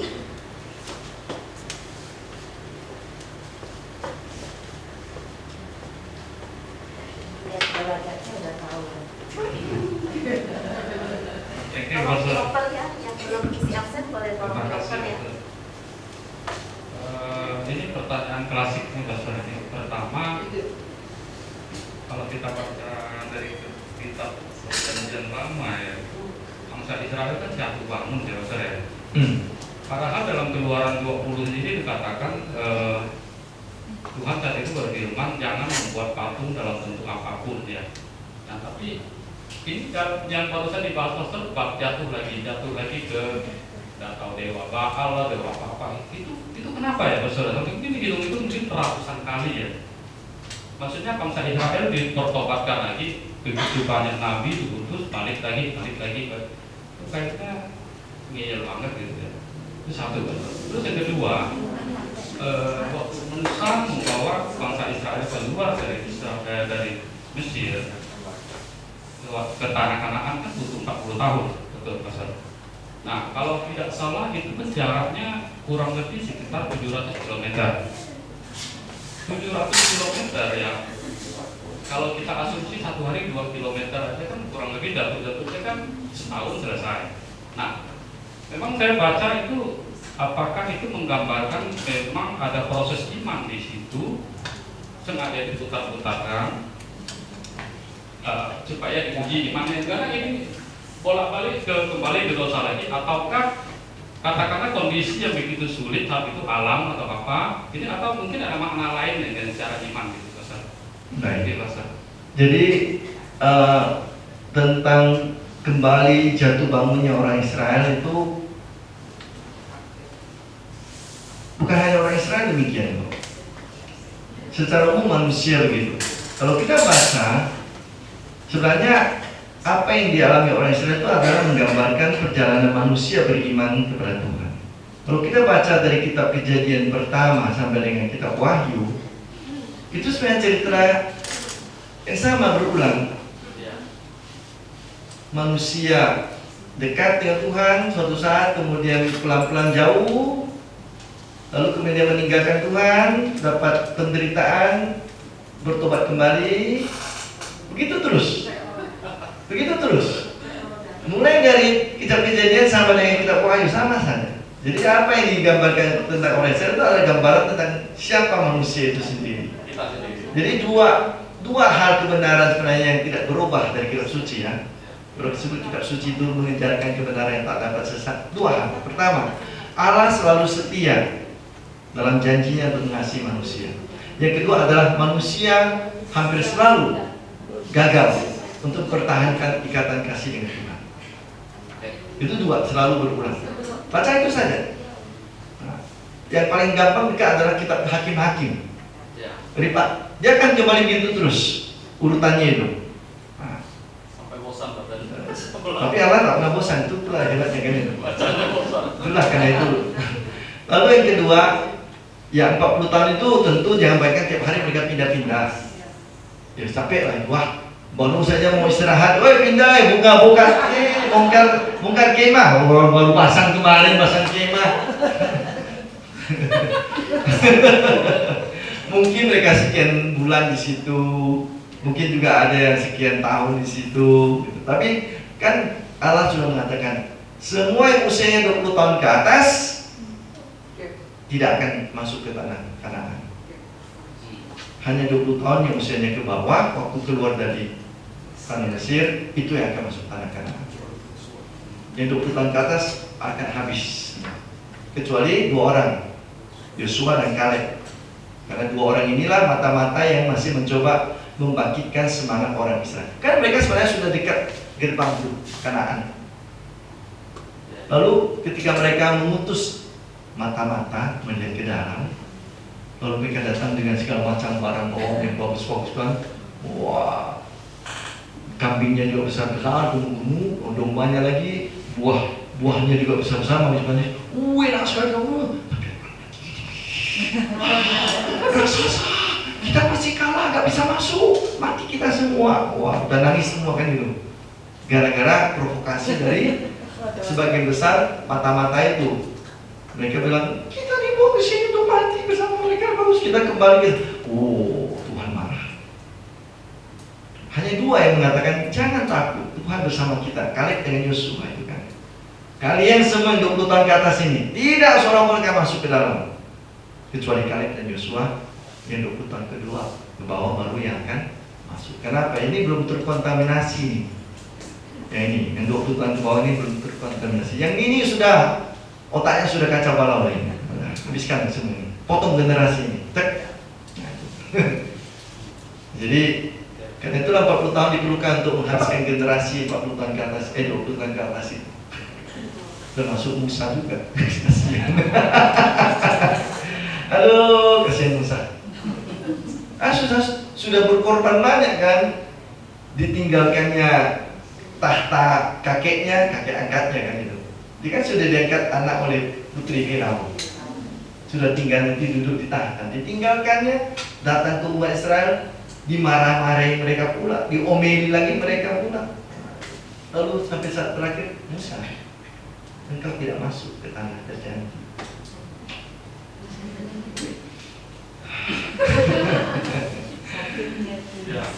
Oke.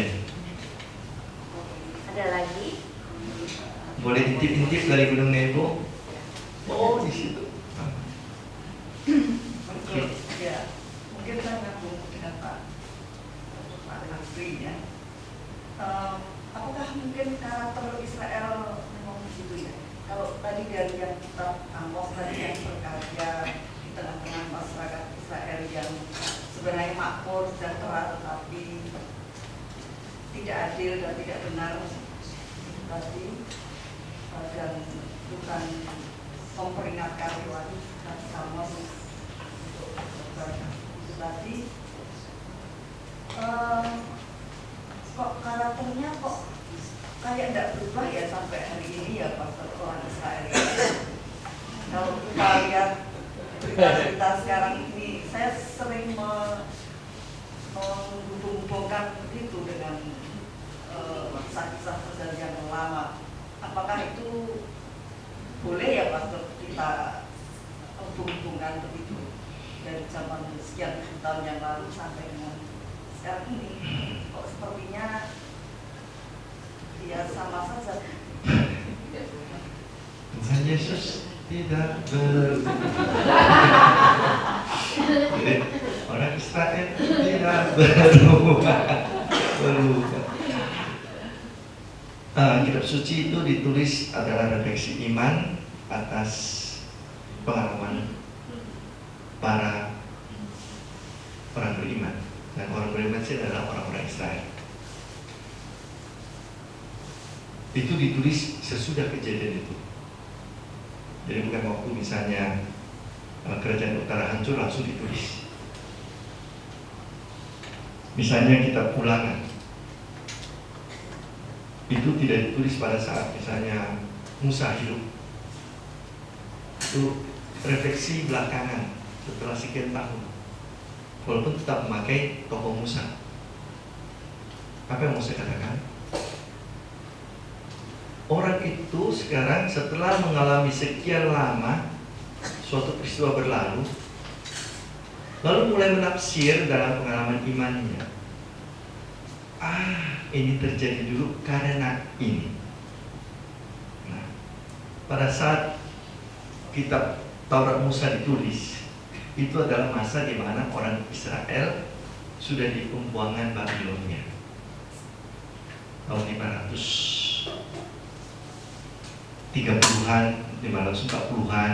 Setelah mereka dibuang ke Babilonia 507 sekian kan mereka mulai dibuang sampai dengan 532. Pada waktu itulah mereka merumuskan ulang kembali secara tertulis pengalaman-pengalaman iman mereka dari nenek moyang mereka, sejarah mereka. Mereka mulai merenungkan mengapa kami hancur seperti ini, mengapa kerajaan utara habis sekian ratus tahun lalu, mengapa kami sekarang tidak punya tanah air lagi, kami dibuang ke tanah asing. Dalam kacamata ini dulu, mereka menafsirkan dan mereka menafsirkan bahwa ini adalah akibat dari dosa kita sendiri. Apa itu? Meninggalkan Tuhan, tidak setia kepada Tuhan. Jadi buku Taurat Musa itu ditulis dengan tekanan mengingat kembali refleksi iman mereka akan terutama kehancuran bangsa mereka. Allah telah berbuat demikian banyak kepada kita, ternyata kita tidak bisa menghargai Tuhan. Kita meninggalkan Tuhan, kita melupakan Tuhan, kita terlalu larut dengan segala kesenangan manusiawi. Karena itu tidak heran dalam cerita tentang orang Israel muncullah tekanan-tekanan terhadap kebebalan mereka, kejahatan mereka. Karena ini adalah refleksi iman mereka. Mengapa kami begini sekarang? Mengapa kami begini sekarang? Itu setelah hancur kerajaan utara dan selatan. Akhirnya kelima buku Taurat Musa itu berbentuk sebagai buku yang kita punya sekarang. Itu sudah adalah refleksi dari kenyataan yang sudah mereka lihat, dan mereka coba merenungkan sebab musababnya, dan bagian terbesar dari sebab musabab kehancuran mereka adalah ketidaksetiaan mereka kepada Tuhan, kepada Yahweh, penyerahan mereka terhadap Allah. Jangan heran kalau dalam cerita itu banyak ditekankan cerita tentang kebebalan, tegar tengkuk, bebal hati, setelah itu keras kepala, istilah kita, bodoh. Kata bodoh bukan berarti tidak bisa belajar, ya. Sekali lagi, kata bodoh berarti bersikeras melawan Tuhan. Itu kata bodoh. Begitu sebenarnya. Ada lagi?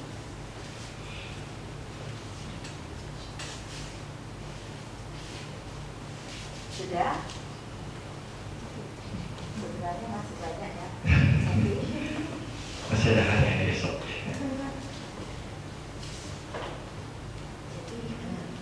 Minggu depan kita tetap lanjutkan dengan nabi-nabi kecil. Kita akan selesaikan nanti.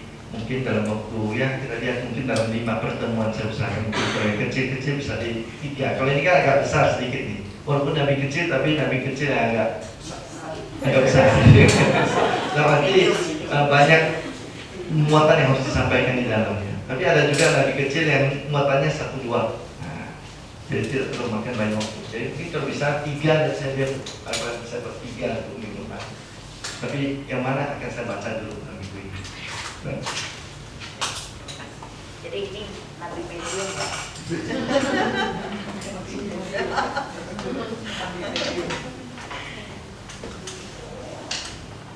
Baik, sebelum kita pulang kita mau tutup dalam doa dulu. Dalam nama Bapa, Putra dan Roh Kudus. Amin. Allah yang Maha Baik, kami bersyukur kepadamu karena pada malam ini kami boleh mendengarkan pengajaran dari Pastor Tony. Biarlah pengajaran ini tidak sebagai suatu pengetahuan saja, tetapi boleh menjadi bekal bagi kekuatan iman kami dan boleh menambah iman kami kepadamu. Bapak, sebentar lagi kami akan pulang. Berkatilah perjalanan pulang kami, dan sertailah kami di hari-hari mendatang ini. Dan juga kami mohon berkat melalui pastor kami. Tuhan bersamamu. Semoga Maha Kuasa memberkati saudari-saudara sekalian. Perjalanan kita kembali ke rumah masing-masing dengan aman dan selamat. Istirahat kita nanti malam dengan tenang, tentram, dan bangun kembali esok dengan badan yang segar, dengan kesehatan yang penuh untuk melaksanakan rencana kita. Bapa, Putra, dan Roh Kudus. Amin. Sampai jumpa minggu depan.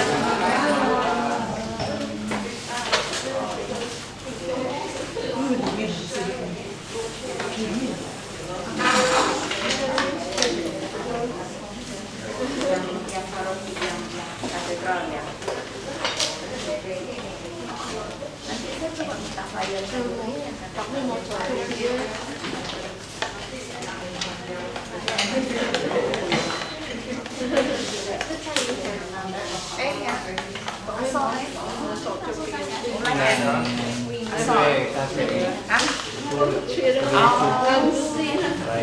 Makanya jangan saja.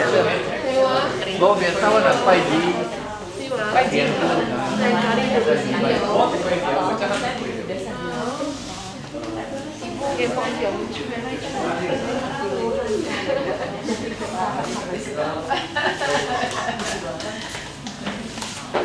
Terima kasih. Mantap. Nak ya. Ya. Payung tempat tinggal tuh. Tetap ada BSN-nya itu jelas.